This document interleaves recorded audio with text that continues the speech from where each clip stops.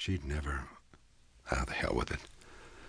Ernie got 2 decks of cards from a suit coat pocket. He squinted at the decks, then slipped the marked one back into the pocket. Ernie always made it a point to carry a marked deck. A slickster in Reno had shown him how to doctor the cards so that only an expert could tell, and then only by looking closely. He broke the seal on the straight deck and dealt himself a hand of solitaire. He always played fair with himself. 2 minutes after he'd switched on the desk lamp, tilting the yellowed shade to take the glare off the cards, he was lost in that intensity of concentration that only a devout gambler can achieve. After losing 3 games in a row, he pushed the cards away and rubbed his tired eyes. That was when someone knocked on the door. Ernie sat paralyzed, not only by fear of Carl Atwater, but by fear of what all gamblers regard as their enemy, the unexpected. The unexpected was what gave the dice a final, unlikely tumble, what caused the favorite horse to stumble on the far turn, what filled inside straights for novice poker players. This time, what the unexpected did was the worst it had ever done to Ernie. It delivered 2 very large, businesslike individuals to his hotel room. They had a key, and when their knock wasn't answered, they had opened the door and walked right in. They were big men, all right, but in the tiny room, and contrasted with Ernie's frailness, they appeared gigantic. The larger of the 2, a lantern-jawed ex-pug type with a pushed-in nose and cold blue eyes, smiled down at Ernie. It wasn't the sort of smile that would melt hearts. His partner, a handsome dark-haired man with what looked like a knife scar down one cheek, stood wooden-faced. It was the smiling man who spoke. "I guess you know that Carl Atwater sent us," he said. He had a deep voice that suited his immensity. Ernie swallowed a throatful of marbles. His heart ran wild. But how could anyone know I was here? I just checked in." "Carl knows lots of desk clerks in hotels all over the city," the smiler said. "Soon as you checked in, we heard about it, and Carl thought you rated a visit." He grinned wider and lazily cracked his knuckles. The sound in the small room was like a string of exploding firecrackers.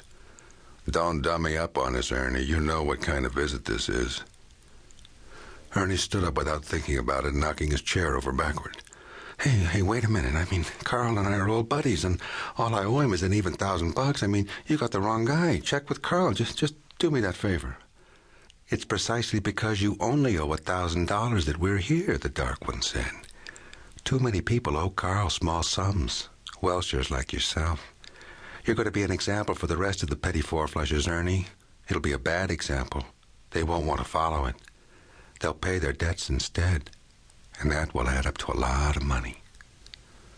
"There ain't no good ways to die," the smiler said. "But some ways is worse than others." Both men moved toward Ernie slowly, as if wanting him to fully experience his dread. Ernie glanced at the door, too far away. "Just check with Carl, please," he pleaded mindlessly, backpedaling on numbed legs. He was trembling. The bone crushers kept advancing. The window was behind Ernie, but he was 12 stories above the street. The fleabag room wasn't air-conditioned, so the window was open about 6 inches. Corner a rat and watch it instinctively choose the less immediate danger. Ernie whirled and flung himself at the window.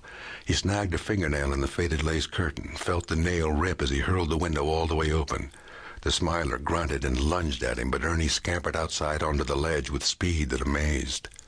A gargantuan hand emerged from the open window. Ernie shuffled sideways to avoid it. He pressed his quaking body back against the brick wall and stared upward at the black night sky, the stiff summer breeze whipping at his unbuttoned suit coat. The smiler took his huge head out the window. He studied the narrowness of the ledge on which Ernie was balanced, stared down at the street 12 stories below. He exposed a mouthful of crooked teeth and laughed a rolling, phlegmy rumble. The laugh was vibrant with emotion, but not humor. "I told you some ways to die was worse than others," he said. "You're part worm, not part bird." He pulled his head back inside and shut the window. Ernie got a glimpse of sausage-sized fingers turning the lock. "Be calm," he told himself. "Be calm." He was trapped on the ledge, but his situation was much improved over what it had been a few minutes ago. Then he really began to analyze his predicament.